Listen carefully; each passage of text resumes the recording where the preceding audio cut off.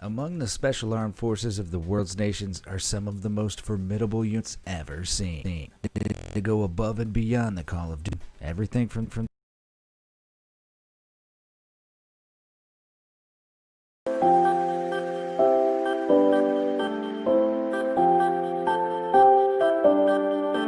at 13. Israel has a number of special forces, but the Shayetet 13 is probably the most highly regarded, while simultaneously being among the most secretive. The unit established in 1949 as the People of Silence, and from their uniforms, you can tell they're probably very good at silencing other people. While they fought in just about all of Israel's major wars and undertaken dangerous counterinsurgency missions, you've probably never their details are so strictly guarded by the Israeli government that very few the public eye. What is known about this mysterious unit of Israel's Navy commandos is that it's made up of 3 companies. The raiding company take point on missions involving assassinations, incursions, and counterterrorism. The underwater company, whose name gives away their predominant maritime roles, seaborne attacks and recon, and water company, who operate the Shayetet fleet of boats and submarines for transport and surface attacks. Many special forces units around the world require to serve a minimum of military, and the Shayetet 13 recruits have to meet a particularly high bar. Application acceptance requires a minimum of 4.5 years of service, and that's not including the 20 months of high-intensity training they have to go through first. This starts with basic and further training, both of which are designed to put the troops through the paces of maritime, and they go through advanced training in combat diving, using unique Shayetet 13 suits and state-of-the-art apparatuses. This training takes the meaning of stealth to a whole new level, as they're barely permitted to blow oxygen bubbles. It's so intense that commandos have died during exercises. To train in and during enemy capture, Shayetet hopefuls will be mock kidnapped by their superiors and held in prison-like conditions for 2 weeks. Confined and alone, they'll be subjected to horrendous threats of interrogation and violence, and will be forced to perform humiliating activities after being stripped. In most parts of the world, this is called torture, but in Israel, it's called training. It's pretty operation is incredibly brutal and demanding of both body and mind, so it's not surprising that the dropout rate is extremely high. As you might expect with an organization like this, the exact figure is classified. All we know is that so get through that there are years where the unit is barely able to operate due to low numbers. But that hasn't ever stopped them undertaking dangerous missions since Operation Full Disclosure. This operation took place in 2014 when the Iranian ship Class C was identified as carrying weapons of long-range destruction through the Red Sea. The Shayetet 13 were called prepared for every eventuality before successfully seizing the vessel without ever being detected. But even more incredible, as part of the Lebanon War in 2006, commandos were flown hundreds of miles and dropped behind enemy lines to raid the Hezbollah stronghold city of Tyre. It was a suicidal mission, seeing as the Hezbollah commanders were in charge of a rocket launching network and could have annihilated them all in seconds. However, the Shayetet 13 managed to infiltrate and eliminate 30 Hezbollah commanders without losing a single soldier, keeping those rockets well under wraps. While it's undeniably impressive, these are just 2 of countless victories these veterans have been part of. And quite honestly, it's unlikely that the world will ever hear about the missions this secretive unit carries out. Alpha Group. Russia takes things pretty seriously by the existence of the utterly terrible Alpha Group, with the motto, "Where Alpha appears, compromise stops." You can get an idea how merciless this Special Forces unit really is. Formed under the command of police, the KGB in 1974, following the Olympics, they were gradually developed into a dedicated counterterrorism task force. Today, they're charged with resolving complex hostage situations in a variety of scenarios, which include storming hijacked buildings, trains, and planes. To ensure the unit includes only the brightest recruits, all potential candidates must have a university degree and are required to spend a minimum of 3 years in training. This includes grueling phase of infantry training, shooting, diving, sniper operations, and tactical shooting. They also learn a variety of foreign languages and martial arts to actively prepare them for any terrorist situation, with intense psychological training to solidify their allegiance to the Kremlin. Talk about getting in your head. This training makes them a cornerstone of Russia's military, so much so that a military coup against President Mikhail Gorbachev in 1991 failed because Alpha Group refused to take part. Despite threats of execution by other KGB leaders at the time, Alpha Group remained dedicated to loyalty and refused to move against the party leadership. Thanks to this, no attack could take place on the parliamentary building, and the coup eventually fell apart like a wet cake. While Alpha Group vertebrae in the backbone of Russia's military, their reputation as a merciless unit had fine foundations. In 1979, they led 700 Soviet troops in the assault on Kabul Palace. Their orders were simple: kill everyone in the building. With 2,200 people about the premises, including highly trained Army National soldiers and palace guards, the Soviets were ominously outnumbered. Many forces would have wavered, but Alpha Group had been trained from day one to accept all orders without question. They stormed in and, room by room, annihilated 350 people in just 43 minutes. The entire place had been conquered in less than an hour, forcing the remaining 1,850 troops and guards to surrender. The event solidified Alpha as one of the most ruthless and efficient elite forces on the planet. Like Mother Russia wasn't terrifying enough already. U.S. Navy SEALs. When Hollywood wants to catch on the latest military action trend, you'll usually see people based around these guys on your screen. These highly trained, the U.S. Navy SEALs are renowned special force units in the U.S. military, and with good reason. Their acronym comes from the fact that they specialize in sea, air, and land operations. Adaptable as they sound. They can carry out a range of environments, from deserts and urban areas to even conditions. But a Navy SEAL's ability to adapt to terrain goes much deeper, and is trained for with some crazy exercises. For example, SEALs preparing to enter a cold environment will be taken to Kodiak, Alaska. Here, they'll acclimatize by being thrown into an ice river for 8 minutes. Just a few minutes more is enough to kill. These types of drills of hypothermia, but they're vital to their survival in real-world scenarios. But bad weather is barely the half, with many of them requiring units to be inserted into dangerous territory. Conventional transport usually isn't an option. Instead, heads are routed in, delivered by submarine or high-speed boat, or flown in by helicopter. They're even trained to swim in full combat gear to reach targets. When they reach those targets, that's where the action really begins. SEALs state that their missions primarily include direct action warfare, special reconnaissance, counterterrorism, and foreign internal defense. With stakes as high as these, the process isn't easy, to say the least. So what does it take to make it into the SEALs? Preparation, 12 months of basic training, but there's nothing basic about it. Alongside count sit-ups and push-ups, candidates will be tied up and thrown into pools where they'll need to complete retrieval tasks only their teeth. They'll also tie and untie 5 different knots under without stopping for air in between, and master the combat stroke that'll allow them to swim for tens of miles without submitting to exhaustion. And that's just the start, because if they make it into 4, they enter Hell Week. It's 5 days and 5 nights of near constant training with just 4 hours of sleep in total. And brains get soft from sleepiness. They'll train hard boat mud flats, lifting 300-pound logs, and even go through surf torture. If they do well, instructors may reward them by allowing them to stand by a fire or sleep for just a few minutes. All of this is designed to push physical strength to their absolute limits, ensuring they while oblivious to their own physical comfort. However, the process is so brutal that there have been years where more SEALs have died in training than they have in combat. And for those that do survive, up to 80% of candidates who start basic training drop out.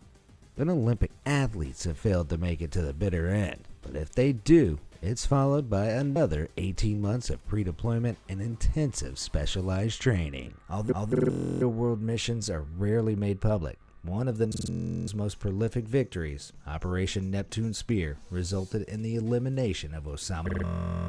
Under cover of darkness, the SEALs were airdropped in territory and managed to take out one of the most high-profile targets in U.S. history in just 30 minutes. Some people even take a shower in that space of time. But just like a shower, the mission was a clean success. But so are the majority of SEALs missions, which are over before most people even know they've started. The SAS. The British Special Forces is the longest established special in military history. During World War II, it was decided that an elite, highly trained and specialized soldiers were needed to infiltrate enemy. This would allow them to perform highly secretive operations while inflicting substantial damage. Their resounding successes solidified the unit's philosophy of who dares wins, and today the SAS mainly in special operations warfare, surveillance, and counterterrorism. But what truly sets them apart from other units is their infamously brutal selection training. While most applicants have a background in military training, many fail to pass the selection test. It involved months of pure designed to burn every single candidate, both physically. Physical testing involves timed, forced marches across the countryside, which may sound like a walk in the park. But not when you're faced with 6 marathons worth of treks over just 5 days. And to prove they can really go the distance, candidates must carry brick-filled backpacks up to 55 pounds across treacherous mountain terrain, all while being timed. Without a minute to spare, or even slow down, wannabe soldiers have no choice but to push through each new day of increasingly pain if they want to pass. From giant sores forming from the weight of the bag to severe hallucinations from heat fluctuations and exhaustion. It gets so grueling, some candidates even in the selection phase. If they survive, they go on to train through jungle terrain and are instructed in woods tactics and hand-to-hand combat. By the end of the process, only 1 in 10 candidates make the cut. Then they're ready for the ultimate physical and psychological test. A manhunt. Trainees are released into the wild with just a compass, a sketched map, and the clothes on their backs before being pursued by the full force of the SAS. They're forced to evade and hide in any way they can, surviving by using the terrain, their training, and their words. When they're eventually caught, they're then demanding level of training of all interrogation resistance. Hooded and handcuffed, trainees were hurled into the back of a truck and transported to a detention center. When they arrive, they're immediately strung up and doused with freezing cold water. Handlers will then leave them in positions with white noise playing in the background to ensure that rest is the last thing on their minds. Deprived of food for up to 7 days, it can cause strong men to mentally break down into sobbing wrecks. But cry like little girls. They only fail if they remove their own hood or answer their interrogator with anything more than their number. As you can probably tell, the SAS takes no chances when it sends its troops into the line of duty.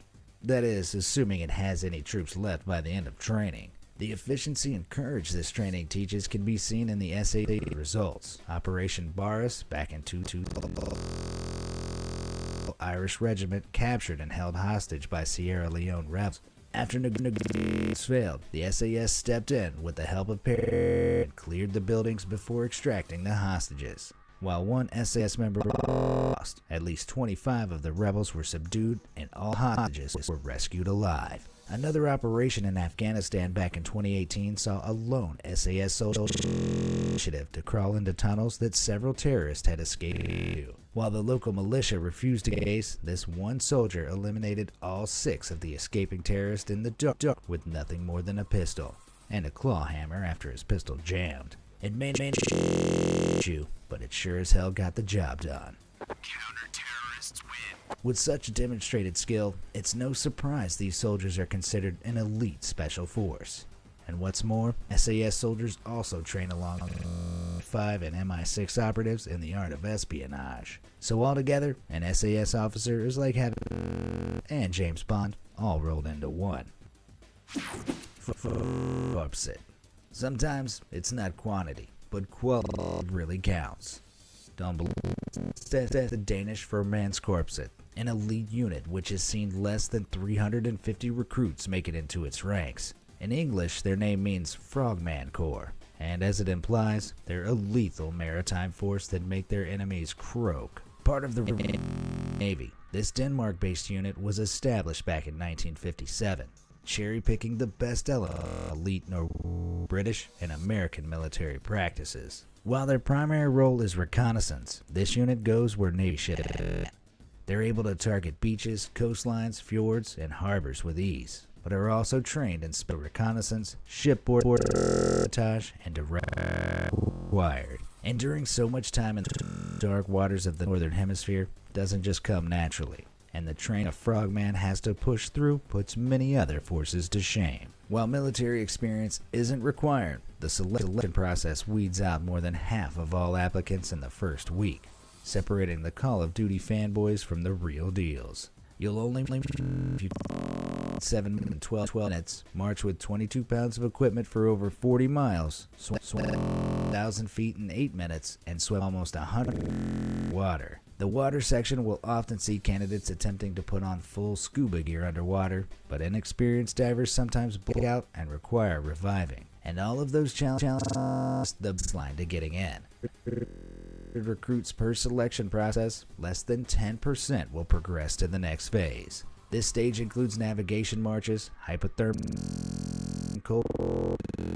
push-up tests, and 16-mile marches assigned to one of the evenings a week that candidates have time off. And all of this is completed in only a 6-week window. For the remainder of the 8 months, basic and technical training will be of primary concern, revolving around elements like high tactical oxygen dive training, high patrol training, and bomb disposal. Graduation is followed up by another year before any recruit can become an operator. From here, it's a life of almost complete secrecy, with the Danish government rarely releasing details of Frogman missions.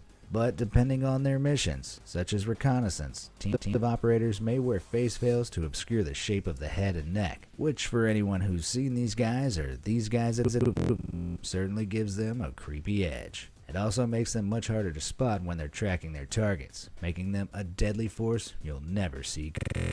Now, I always thought the purpose of an elite force or unit was to remain unknown. But with uniforms like these, it's impossible not to stand to attention. Is there some unwritten law somewhere that requires all elite forces to look like they're an impossible themed apocalypse? Out of all of them so far, which force do you think sports the sharpest look? Let me know in the comments. And while you're at it, test your sniper skills and see if you can hit those like and subscribe buttons for student content. Delta Force.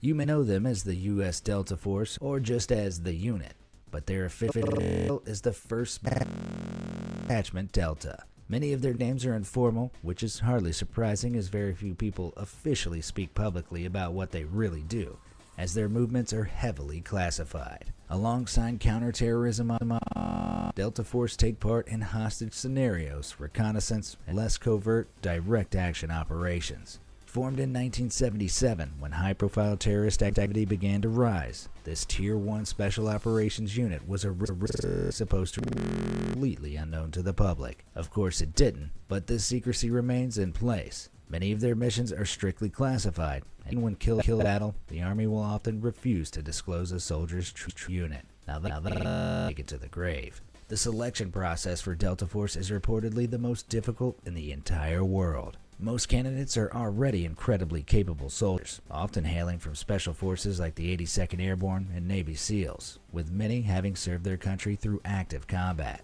But even their extensive experience with grueling physical training isn't enough to guarantee making it through this hardcore selection process. It involves a month-long course designed to highlight the very best of the best. Insanely demanding tests ranging from advanced vehicle navigation and lockpicking to firearm usage. Everything is geared towards creating ultimate destruction machines. Most details about the specifics of the process are provided, but it's believed that less than 10% of applicants make it for selection. Of the few who are selected to train as part of the unit, a further 50% are then expected to drop out. So of a potential group of 106 will make it through. And that's on a good day. This absolutely brutal means Delta's overall number thought to be 1,000 operators. But they do say the best things come in small packages. Even though Force's operations details are kept top secret, their involvement in the 1980s of Panama unavoidably made headlines. That December, Delta Force operatives managed to rescue an American hostage from a jail in the middle of the city. Despite having their helicopter shot down and their operatives wounded, they managed to extract the hostage and team without any fatalities on their side. And days after that, a Delta unit used extensive psychology to convince the tyrannical president of Panama, Manuel Noriega, to throw up the white flag. I can only commend him for lasting that long. I'd have taken one look at them and surrendered right away. I'm not a coward. I just prefer my body bullet hole free. Now, it's pretty much impossible to fit all of the most elite forces in the world into just one video and do them justice, so I'm scrapping